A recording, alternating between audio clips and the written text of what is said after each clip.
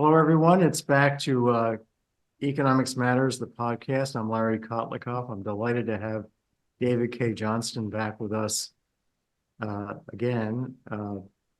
He appeared on the podcast a while back to talk about his three books about President Trump.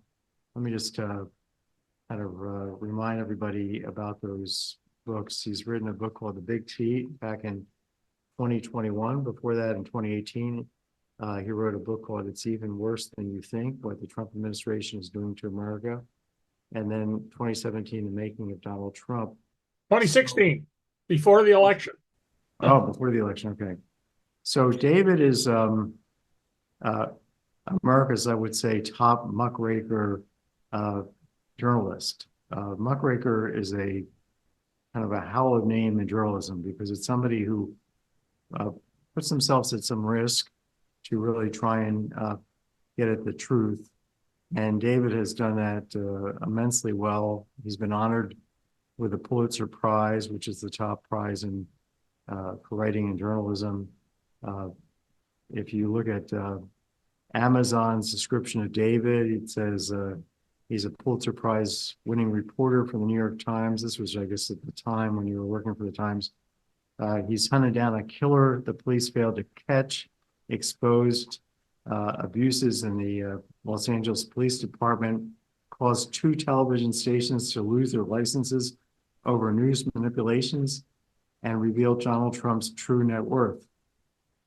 He's uncovered so many tax dodges that he's been called the de facto chief tax enforcement officer of the United States. Well, his last book, Perfectly Legal, this was written before the Trump books, I guess, was a New York Times bestseller and honored as Book of the Year by the journalism organization Investigative Reporters and Editors. Over his 40-year career, it's a little bit longer now, he's won many other honors, including the George Polk Award. And then if you look at Wikipedia, it just goes on and on. I mean, this is like, I could spend all hour just reading about his accomplishments. He's currently a distinguished visiting lecturer at the College of Law, and he's also at the University of Syracuse, and he's also at the Whitman School of Management at the University of Syracuse. So David doesn't formally have a law degree, but he's basically knows more law probably than most lawyers, and could easily get one if you wanted to go that route. But it's a 3-year ordeal to sit in the classroom. But he's learned law. He's a fantastic journalist, and you can rely on what he has to say because he does his homework. So this podcast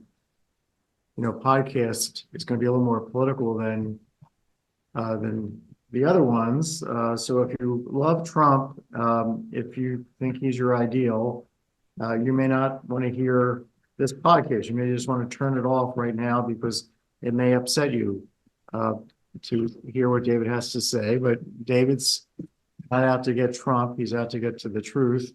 And, I was just listening to Mitt Romney this morning, who's certainly a Republican. He ran for president of the Republican Party. He's a terrific person, I think, an honorable person. They asked him this morning on CNN whether he would vote for Trump. He said absolutely not. And so there are a lot of people very concerned about President Trump and his intentions to be a dictator or play dictator even for a day, depending on how long he decides based on his whim, and also basically get retribution for some segment of society that feels aggrieved, starting with Donald Trump, because he feels he's being persecuted by the courts. David is here. A week ago or so, we heard from the Supreme Court that they're going to hear the case on whether or not he has immunity from all criminal acts that he might commit as president. For example, he could blow up a criminal act might be blowing up Congress the day they are supposed to basically endorse the Electoral College vote to elect a new president, he could maintain, that was a perfectly immune act of his, and and since there's no other president who's been chosen by Congress or appointed by Congress under the constitutional process, he therefore has to remain in power. So we're talking about the potential for a dictatorship. So let me now turn this over to David and just say, first of all, hello, thanks so much for joining us. And please catch us up on that case, the other cases that Trump is facing, how you see all the politics playing out. Does Biden have a chance in this setting? Is Biden too old to be president, given and is Trump too old? Do these people have early Alzheimer's, both of them? Give us the full David Cay Johnston. Well, since you brought up something, before we get into Trump, just let me lay a little foundation here. People often say, well, you hate Donald Trump. The only reason you've covered him for more than 35 years is you hate him. I don't hate anybody. I don't even hate the murderers whom I caught when the police didn't do so. Jigsaw John, the most famous detective in the LAPD, homicide detective, had a TV show about his work, invited me to his 65th birthday party, and in front of a bunch of detectives, when I had been exposing the LAPD, put his arm around me and endorsed my work solving crimes, and made a very important point. He said, when he gets a case, I don't care who the killer is. All I care is that I get the killer. And Donald Trump is one of a handful of Americans, Barron Hilton, Jack Welch, Daryl Gates, the late LAPD chief, and a few others who I've kept tabs on for decades because I thought they were very important people to understand America. And, as a person, Donald is who he is, but it's his conduct that I focus on.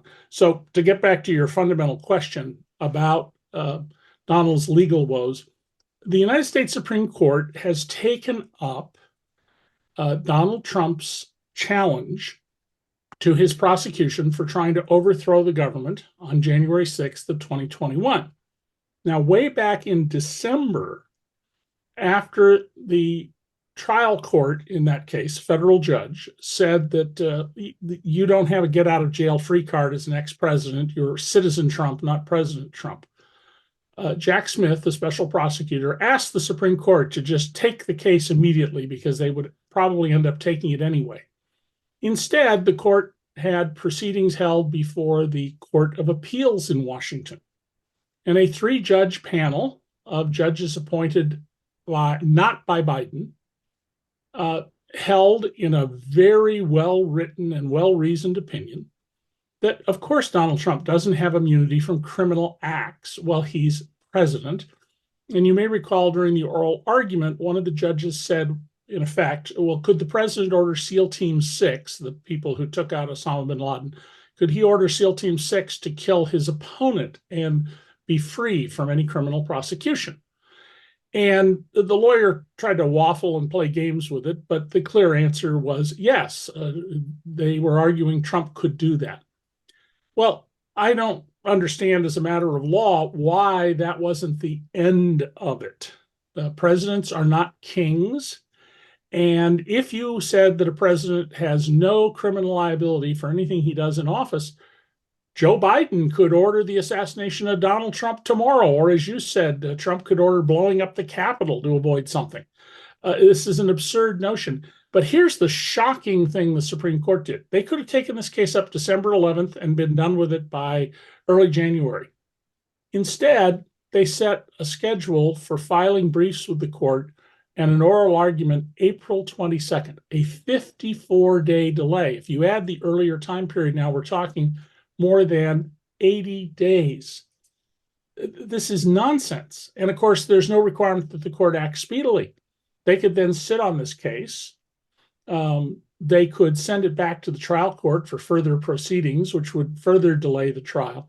And I think what you're seeing here is a very politicized Supreme Court. The Supreme Court is always political, but very politicized Supreme Court trying to help Donald Trump get past the finish line of the November 5 election without facing trial in either of the federal cases he's facing, one for trying to overthrow the government and the other for taking boxes and boxes and boxes of national security secrets, which we know from tapes and other evidence he showed or disclosed secrets from to people he had no business talking to. And of course, he had no right whatsoever to those documents. They belong to the American people through our federal government. So just on the second part, he violated the Espionage Act in effect, although he's not charged with precisely with doing that. But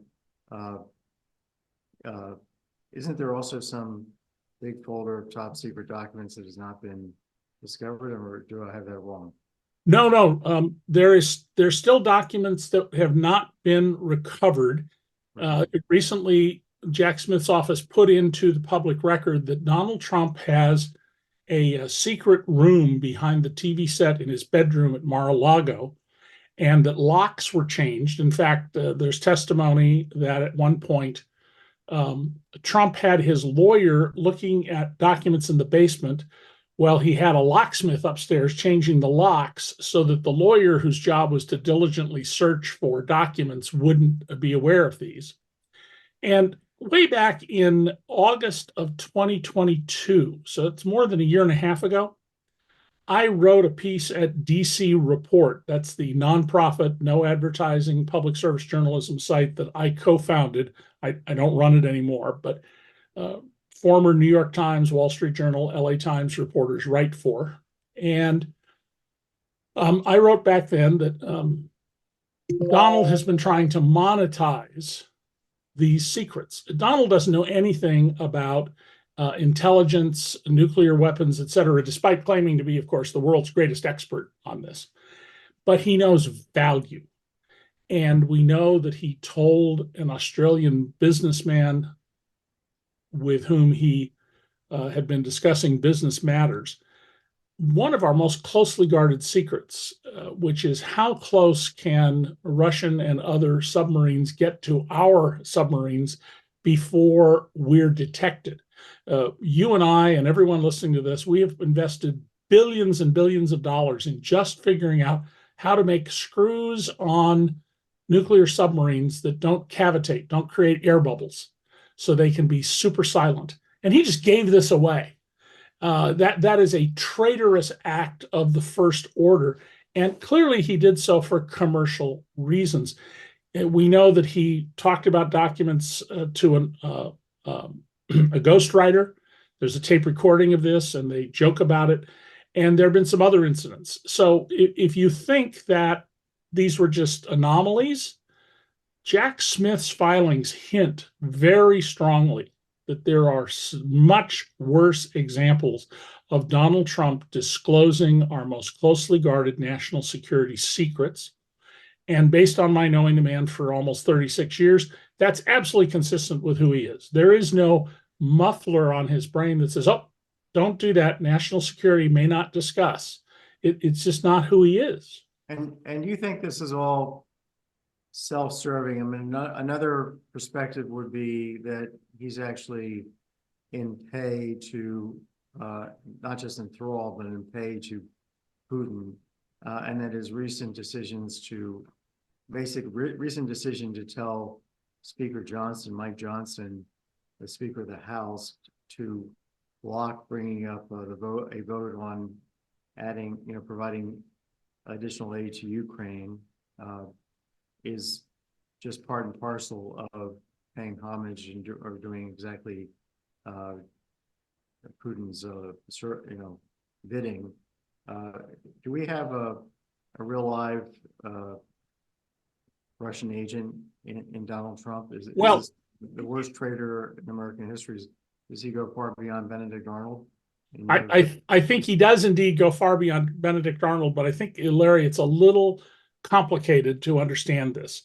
The Russians, the Kremlin, has been courting Donald Trump since 1987. Donald has been talking about being president now for a long time. I was the first person to report on this in 1989 about his wanting to be president, people wanting him to be president. And the Russians have done many favors for Donald. They've been a primary source of income to the Trump family, as Eric Trump famously said. Trump has praised Russian oligarchs for buying apartments from him at premium prices. And I point out that there are two groups of Russian oligarchs, but the second group, the ones under Putin, they are the largest, best financed criminal gang in the world. They have, for all practical purposes, unlimited resources to commit crimes, undermine sovereign governments, sow chaos. And like all criminal gangs, the head of the gang, Putin, he doesn't want to spend all his time running everything. He lets people do what they want to do until he needs or wants something, and then directs that his dependents do what they're told. And when they don't, some of them ended up, imprisoned, fined, all sorts of bad things happened to them because they didn't do what the boss said. In 2015, Donald Trump's Donald Trump's son, Don Jr., received an email from an emissary of the Kremlin saying that the chief prosecutor in Moscow wanted to send an emissary to meet him because the Russian government was going to try to help Donald Trump win the 2016 election. Now, if you're a campaign official for any campaign in this country, you're running for Congress, and you get a call from someone who's an emissary of a hostile foreign power, there's only one appropriate response. FBI. You pick up the phone, you call the FBI, you say, I need to speak to someone in counterintelligence, and you tell them everything. That's not what happened.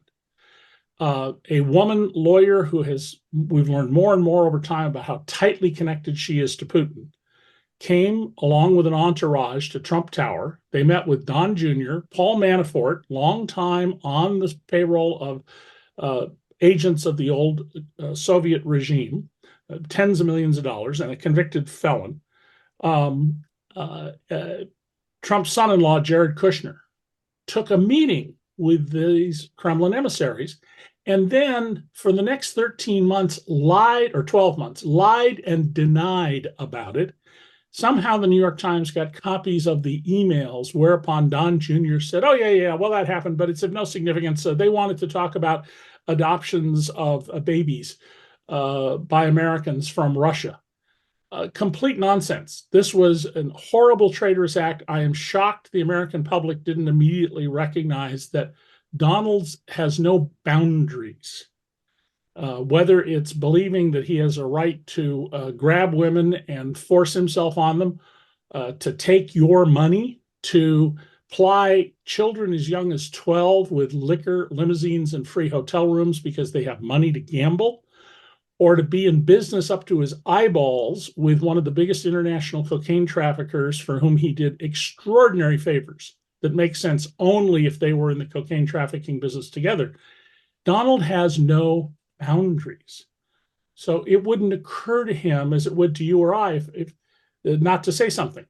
I have, through happenstance and whatnot, some national security documents in my house. That's not my big area of focus, but I have some. I would never in a million years disclose those to a foreign government. If I put them in an article, I would very carefully shade what was there so that people couldn't usefully use that if they're in the spy game. And I recognize the most obscure piece of information can turn out to be valuable to people in the spy game. But No, Donald just shows things to people and brags, oh, look what I've got. Just to be clear, you have national security documents and legally, right? You're not. Well, they're legally, to me, it is journalists can passively receive things. If I told somebody, well, why don't you get that document for me? I've committed a serious crime and I should go to prison. But if somebody sends me a document that I didn't solicit, by the way, the ones I have been useless, as it turns out, because I have it didn't come with any, here's what these mean, or here's the significance of them.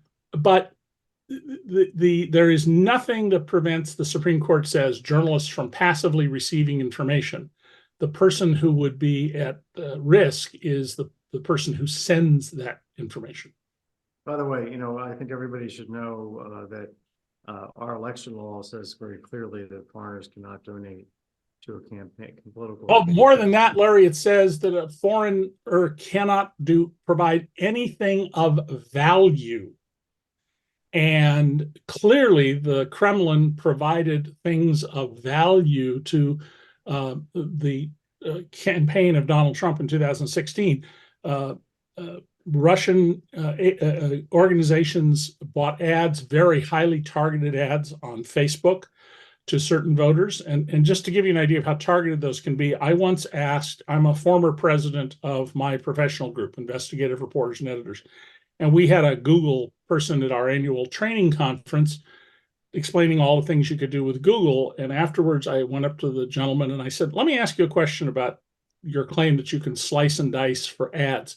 I want to buy ads for lesbian homeowners who drive Subarus and are at least 50 years old.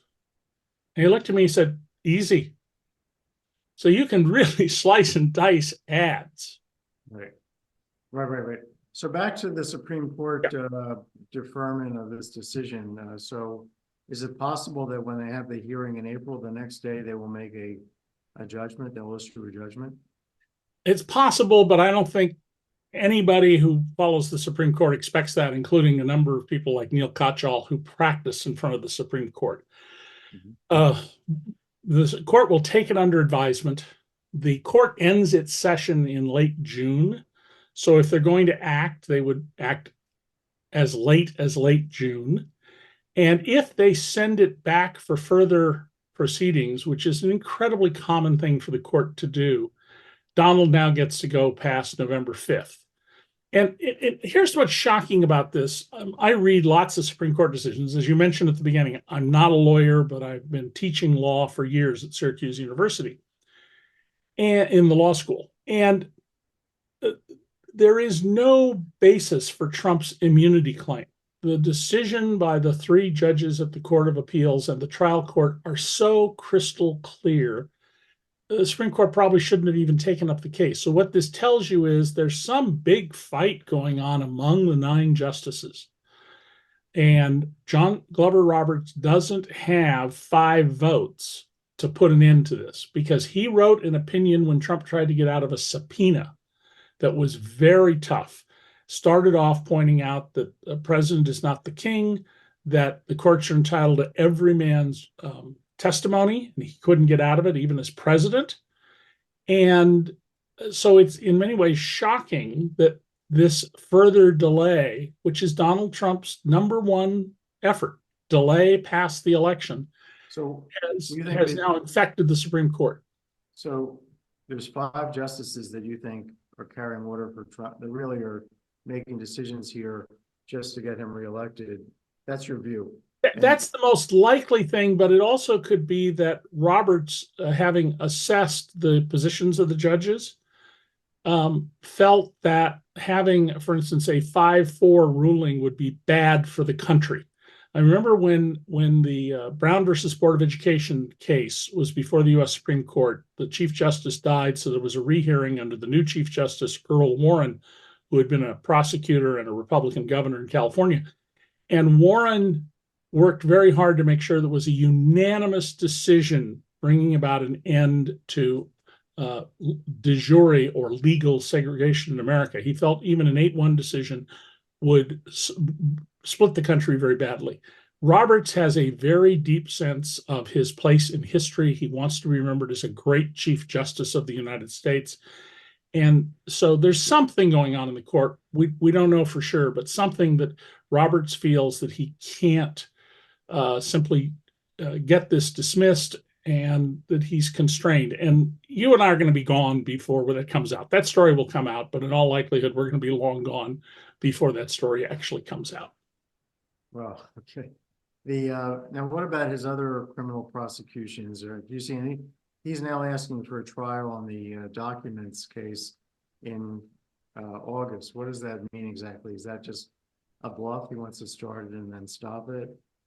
I think in the documents case in Florida, where overheard by a judge he appointed, Eileen Cannon, who in her very first ruling said that Trump deserves special treatment, a complete violation of her oath of office.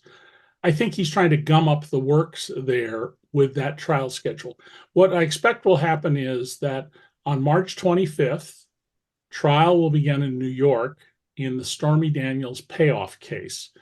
34 felony counts, and they would be misdemeanors except for the felony charge to which they're linked together, which is trying to improperly influence the 2016 election by hiding the information about Trump's involvement with and payoff to Stormy Daniels, which, according, news reports keep saying his affair with her, according to her book, it was less than a minute. You can read that any way you want. That case will go to trial, and depending on how much cross-examination and how much motion practice there is before the judge, that trial will last 3 to maybe 8 weeks, 3 to 8 weeks. When that is ended, if the Manhattan jury, this is a state court case, convicts Trump, he will have 34 felony convictions. And all of the polling that I have seen shows that if Trump is convicted of any felony, his support among independents and Republicans who are more traditional just collapses, just totally collapses. People are not going to vote for a convicted felon. Trump will, of course, appeal that and delay it and do everything he can. But the Judge Marchand has made it very clear, March 25th, you've had all your delays. We're going to start picking a jury. And some people go, how can you pick a fair jury? I've covered cases that were front page news, TV news every day, and you can find jurors. First of all, it's an astonishing number of jurors who don't pay any attention to the news. They don't tend to be the sharpest knives in the drawer. But there are also people who persuasively, in response to critical questions, say, my duty is to pay attention to the evidence presented to the jury in this courtroom, not to any other factor. So what kind of a criminal, 34 counts, these are criminal counts, you're saying? All criminal counts. So do they involve, how much time in jail would he be sentenced to potentially? Oh, as a practical matter, in this case, he would get little to no jail time for a very simple reason. People in their 70s who do not have a criminal record and are committing white-collar crimes rarely go to prison. Now, Trump's chief financial officer did spend 5 months in prison under a plea deal, didn't crack, continues to, according to the decision by Judge Engoron in the civil fraud case, continues to lie under oath for Trump. That's how I've described Alan Weisselberg, the CFO, as a wholly owned subsidiary of Donald's troubled mind. And there's no way he can ever separate himself from the Trumps because he's, been their lackey since he was about 23 years old. And he's now in his 70s. He also signed a severance agreement that gave him $2 million, basically for promising to do as little as he could get away with in cooperating with prosecutors and others who have or antagonistic to Trump.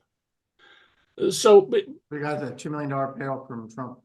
From Trump, yeah, severance agreement to Alan Weisselberg. It's more hush money, okay. That's what it is. It's more hush money, and Weisselberg reportedly is now negotiating a perjury settlement. Rather than be charged with perjury, he would plead guilty to perjury or some lesser charge with Alvin Bragg. His testimony at the criminal trial on the Stormy Daniels hush money payments would be essentially useless to Trump. And I'm not sure it would be particularly useful to the prosecutors, but being able to introduce him as a witness and have an acknowledgement that he committed perjury certainly would have a significant impact on how the jury weighs his testimony and its credibility. So Trump could potentially be sentenced to 5 months of jail. Yes, in theory, he can get, I think it's 5 years in New York for this crime. I just don't, for this one, expect him to get much, if any, prison time.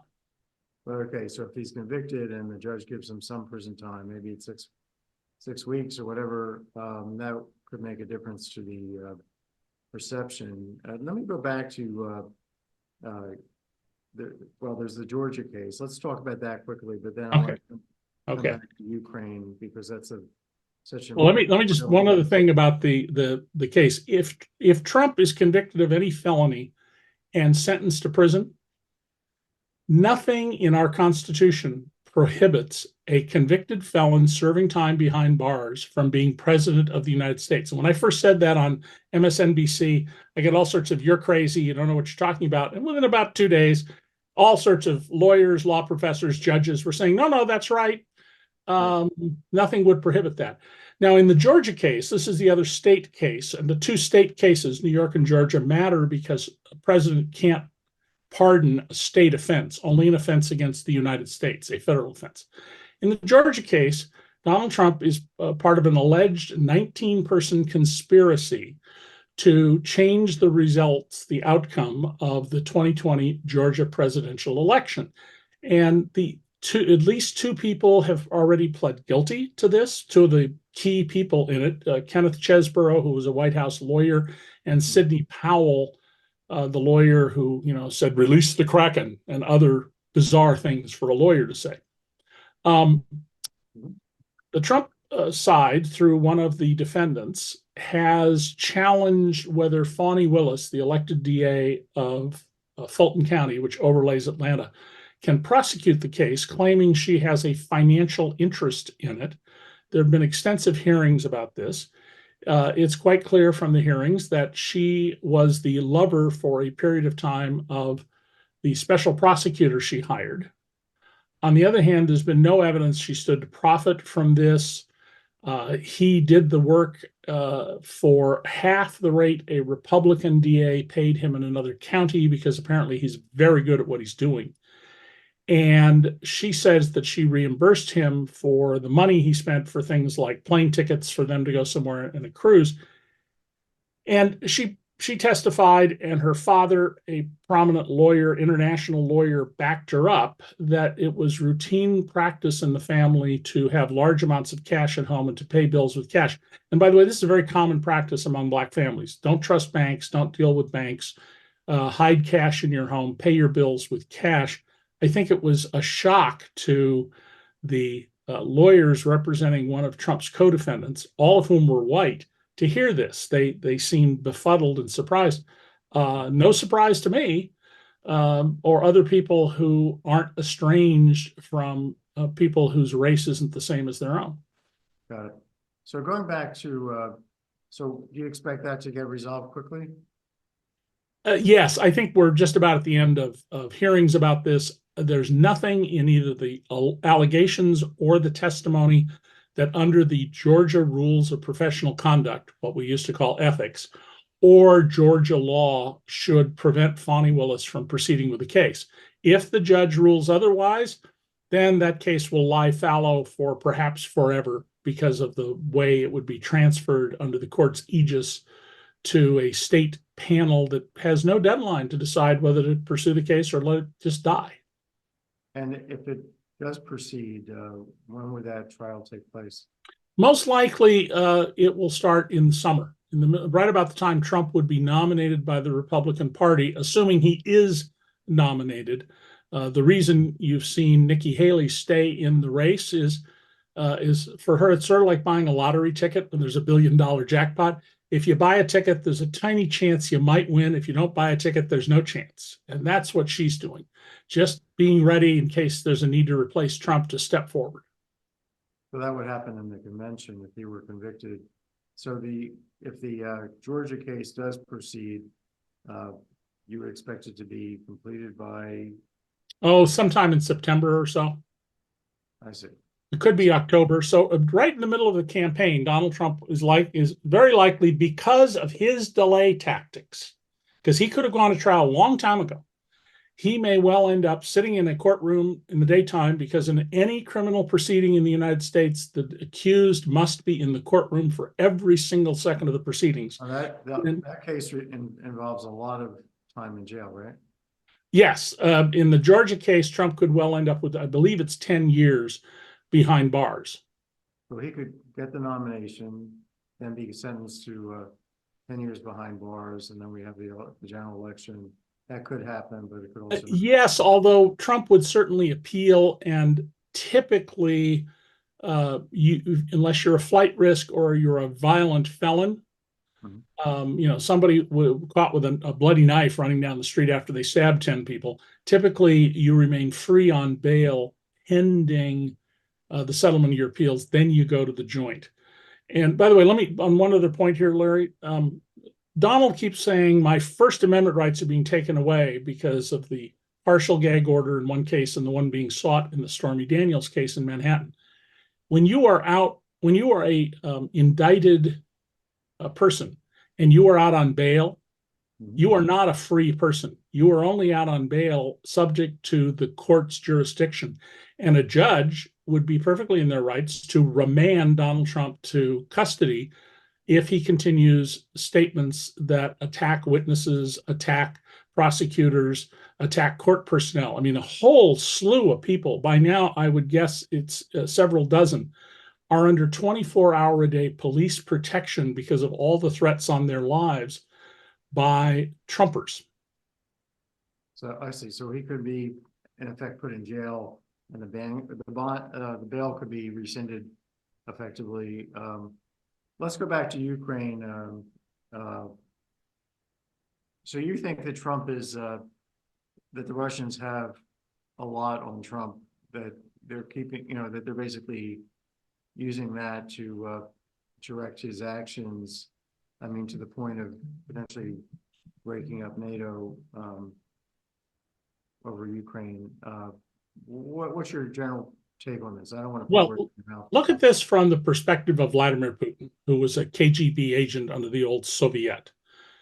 In his writings and his speeches, and I've read a lot of it, he's very clear. He believes that the worst thing that happened in the 20th century was the collapse of the old Soviet Union. And he has said he wants to put it back together. And invading Ukraine 2 years ago was step one in his plan to make sure that Poland, the Baltic states, Hungary, Slovakia, the Czech Republic, etc., all are back under the boot of the Kremlin. And Putin's promotion of this is based on his claim that Russia is the mother country, Ukraine is its creation. In fact, the Soviets always called it the Ukraine. In fact, 1,000 years ago, Kyiv was the capital of Ukraine, was a thriving metropolitan city, and Moscow was a couple of huts in the woods, not even a village. You could say that Ukraine owns Russia as opposed exactly. No, Ukraine is the mother country of Russia is exactly the point here. So along comes Donald Trump. Donald has a natural affinity for people who exercise unbridled power. That's why you see him writing what he calls love letters to dictator Kim in North Korea, his admiration for President Xi in China, who is effectively, with the Politburo, the dictator of China, a communist country, and Vladimir Putin. And so one doesn't need to bribe Donald Trump to get what you want. But since the Kremlin has been courting Trump since at least 1987, he's all softened up already for them. Doesn't believe in liberty. He says that people like me should be in prison because we write things he doesn't like. He literally once said, you shouldn't be allowed to write something about me that I don't approve. This was Putin or Trump? This is Trump. Oh, okay. And this is completely ignoring what's in our Constitution. Donald has no idea what's in our Constitution. He has asserted in court this idea that under the second article, the executive article of our Constitution, he can do anything, commit crimes, anything he wants. He's unlimited. And so in the case of Ukraine, what does Donald care about Ukrainians? He wants the admiration of Putin. And he has this need, because this is tied up in psychodynamics about his youth, but his father was a monster. There was an incident I've written about where a neighbor boy who was about 9 riding his bicycle dropped a quarter out of his pocket in the curb in front of the Trump home in Queens. Fred Trump, Donald's father, walked over, picked up the coin, and told the boy, tough luck. I mean, what kind of grown man does something like that? Well, one like Fred Trump. And Fred Trump didn't care what you did as long as you got the money. Everything to him was getting the money. And Donald embraced this, and he has spent his whole life doing anything in the world that will get him the money, that will get him the win. Mary Trump, Donald's niece, who went to many, many family dinners, uh, has repeatedly said that in the Trump household, winning was all that mattered, and winning was measured in money. And it didn't matter what you did so long as you didn't get arrested or indicted. If you got the money, you won, and Fred Trump spoke favorably of you. So you have to understand Donald growing up, trying desperately to please his monster of a father and having a very cold, withdrawn mother. And so he has this affinity for people like the dictators in Moscow, Beijing. So we lost David. There was some internet connection on his side, but I want to thank him for appearing today to discuss Donald Trump's legal issues and the political ramifications and the behavior that he's showing with respect to keeping us from fulfilling our responsibilities to NATO and to the Ukraine and defending against what is clearly our enemy right now, which is Russia. And we'll have David back on as things get closer to the election. But I think he's given us a very clear picture of the criminal proceedings that Donald Trump is facing, and giving us some understanding of why the former president is apparently enthralled of Putin and doing his bidding. So I appreciate your listening or watching. Please come back and attend the next Economics Matters podcast. Also subscribe to LarryKotlikoff.substack.com. My email is kotlikoff@gmail.com. You can send me an email and I'll give you a free lifetime subscription to the podcast and to the newsletter. Love to have you and any of your friends and colleagues. Just please send me an email at kotlikoff@gmail.com. All best and stay well. Thank you so much for listening. Bye-bye.